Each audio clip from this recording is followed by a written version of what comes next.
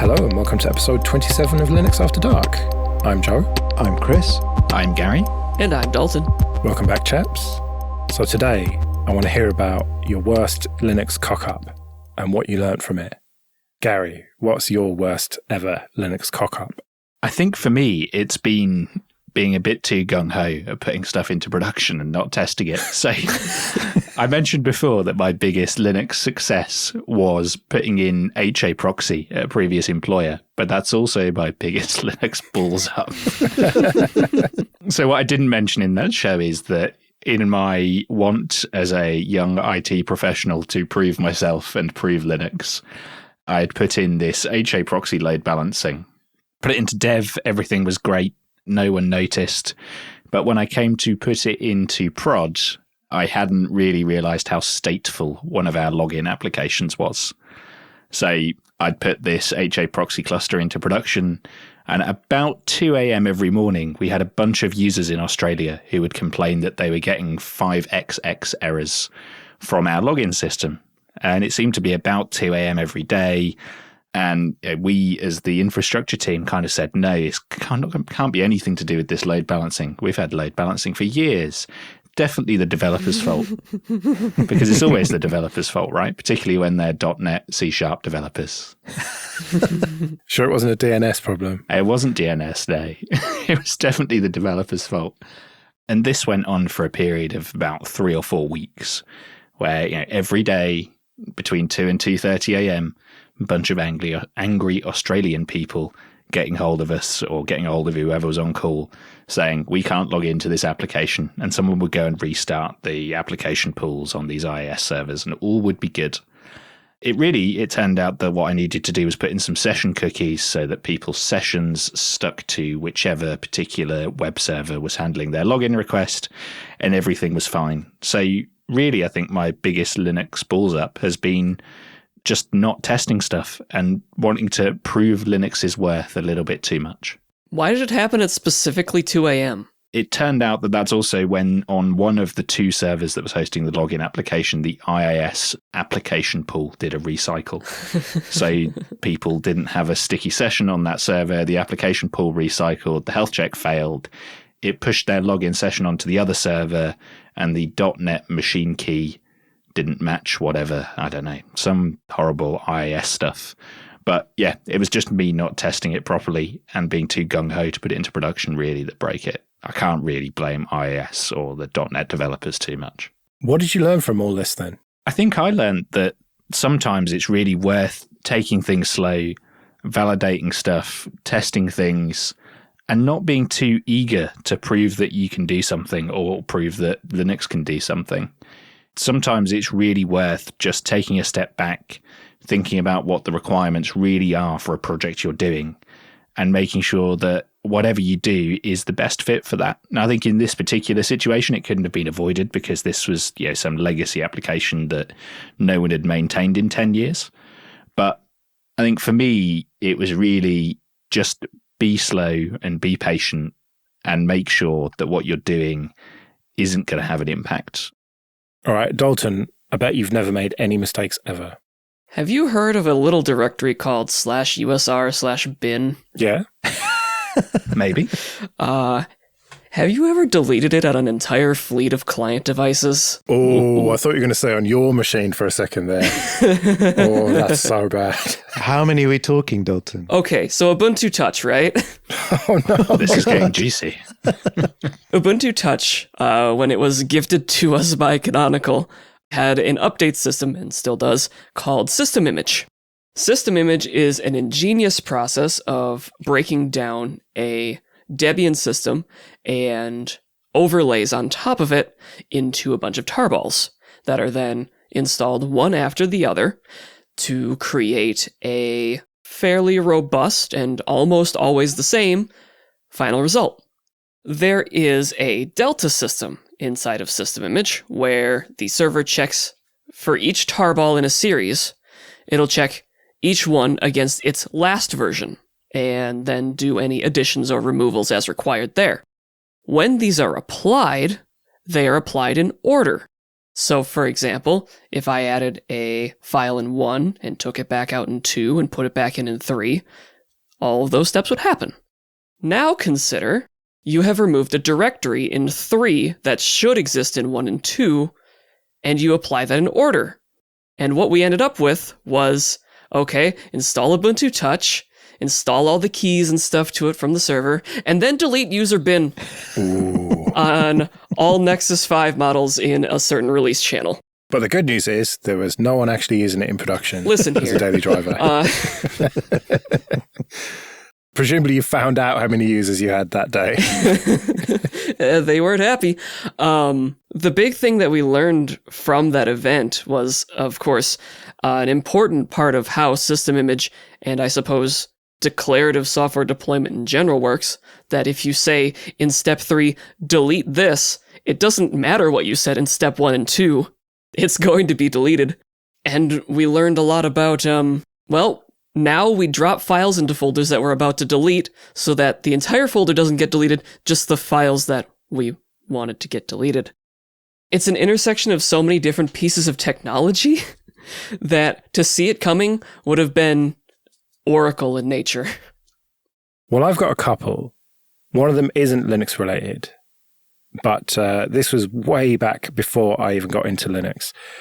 And I used to back everything up to DVDs. So as soon as my, I was going to say home directory, but no, it was my documents. As soon as that got to about 4.7 gigs, I'd back it up because I had so little space.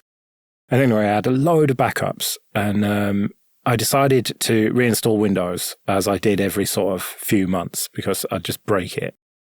And it was like one of those times where, like you put your keys down somewhere and you think, I bet I'm going to forget them there. And then you forget them. It was that same thing. I was like, I bet I'm going to accidentally delete the wrong partition on the wrong disk. And sure enough, I deleted my enormous 200 gigabyte disk partition. And as soon as I did it, I just knew what I'd done. I was like, I cannot believe I've just done that. But I had all my DVD backups, so it was fine. And I learned that day that it was worth spending all that time backing stuff up. And that sort of relates in a way to my Linux-based one. And that was with a cloud provider where I had this VPS that just had a ton of websites on it. And it was, they talk about duct tape and string. That doesn't even begin to describe how badly put together this thing was. And it was running, 1604 or 1404. I can't remember. I needed to upgrade from LTS to LTS anyway. So I just did it. It was just running live. I just thought, what's the worst that can happen? Well, the worst that can happen is, for some reason, one of those LTS to LTSs removed PHP. Oh. It just pulled PHP out. That's what I learned subsequently. But at the time, it was like, right, I've done the upgrade, I've rebooted. Now the websites just don't work. And it was just panic stations. Like, what am I going to do? This is production. Like, I just, what? And then I was like, right, okay, I've got backups enabled, so let me restore it. I was like, right, okay, right, that's it for today. It can stay on that old LTS for a while. And then what I realized was, why didn't I take a snapshot, create another VM with it, and update that first, and do the DNS hack with my hosts file, and test that it was all working under the new LTS, and then just point the domains at that VM instead. So what I learned was, the cloud has some advantages over physical hardware. Bloody well use those advantages and don't just upgrade stuff that's running. You don't have to. And not even the cloud. This could be VMs that are on-prem as well. Take a snapshot of it and work on that snapshot and make your mistakes there and learn when you don't have the pressure of my website is down and people can't download my podcast. A beautiful tip from the DevOps of 2015. Thank you, Joe. Yeah, exactly. Yeah, pretty much. Half admin says don't fuck with prod. Yeah, exactly. But this was when I was very first getting into any sort of Linux that didn't have a desktop. I just hadn't got my head around those concepts yet. But what if you did that, but to a Debian server running 32-bit Debian onto a release that doesn't actually support it? Oh, have you done that? I sure have. I held back the kernel, is basically the long and short of it. Don't do that. But it's still running to this day. I don't think it's rebooted in 4 years. Oh, I don't work there anymore, needless to say. It was unrelated to that, though. The fact that it's still running is more of an amazing thing than a worth firing thing. So, similar to what Gary said about rushing in, that's where the two biggest times that I can think of have happened very early on when I was messing about with flashing OpenWRT on like cheap toy plastic routers.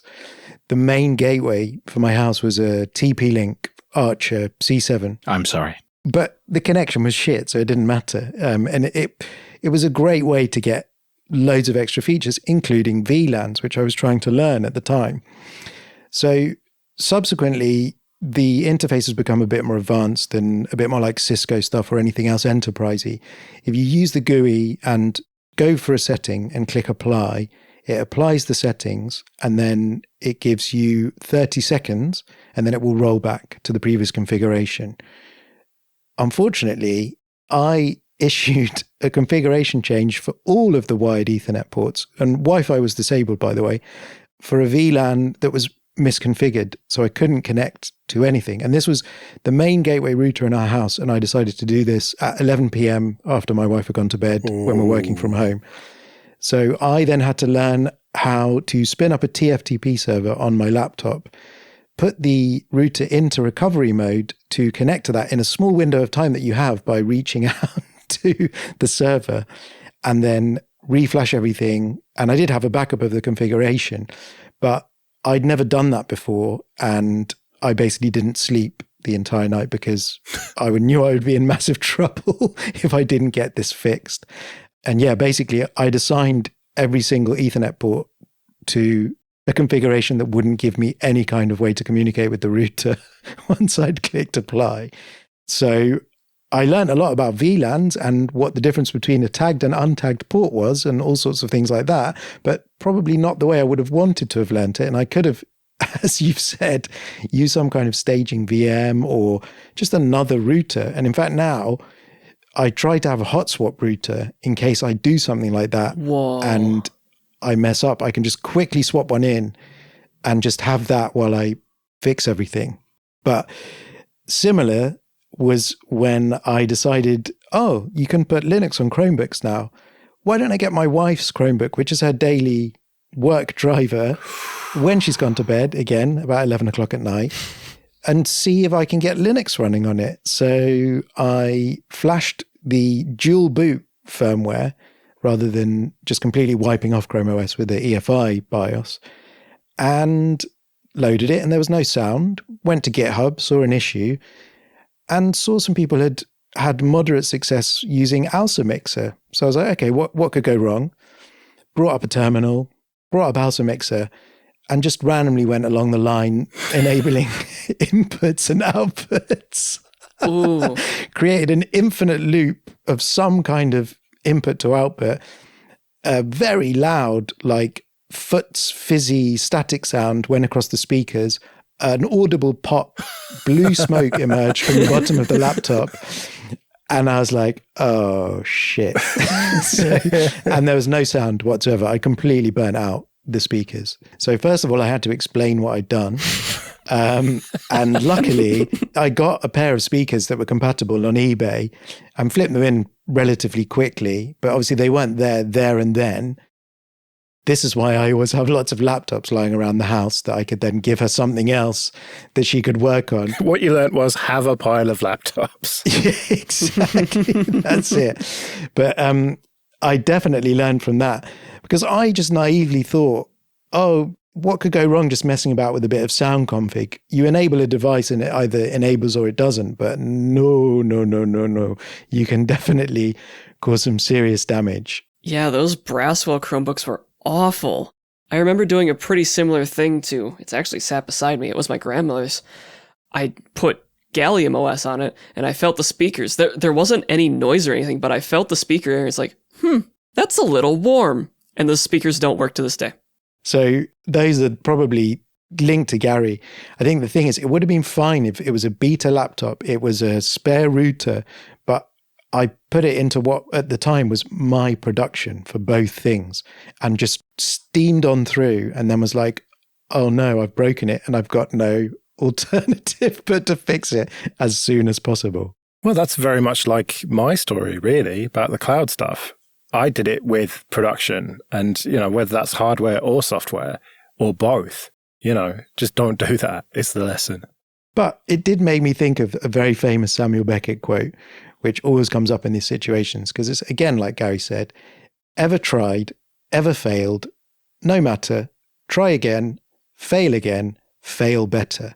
And that's what I've taken away the most, is that you should fail in a sandbox. That's definitely a lesson learned. But the best way to learn things is to get yourself into a corner you have to get back out of, I think, as well. That's true. That's definitely true. Right. I certainly wouldn't say that I wouldn't want to have these experiences. Just that it would have been nice if they were lower stakes, but then I wouldn't have learned as much. Yeah, I think I agree.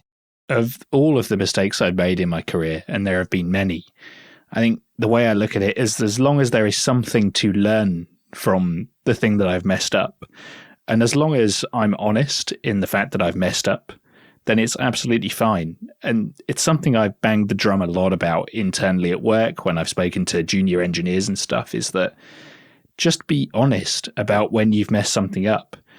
There is nothing better than when I see a business do a really good post-mortem on an outage, and they are completely honest. They give every single piece of information and they tell you exactly what they're going to do to fix it. There was a GitLab one a few years ago where they were literally live streaming the engineers fixing the outage that they'd caused. And I think things like that don't only help the engineer learn, but they just help everyone learn. And as a community, we grow. Oh, man. When Matrix had their security incident a while ago, and they put through every single thing, simple solutions to how they are going to improve in the future, I implemented basically all of those in my production. I love that. Don't love what led to it, but I love having it. Well, we'd better wrap it up then, but do let us know your worst Linux cock-up and what you learned from it.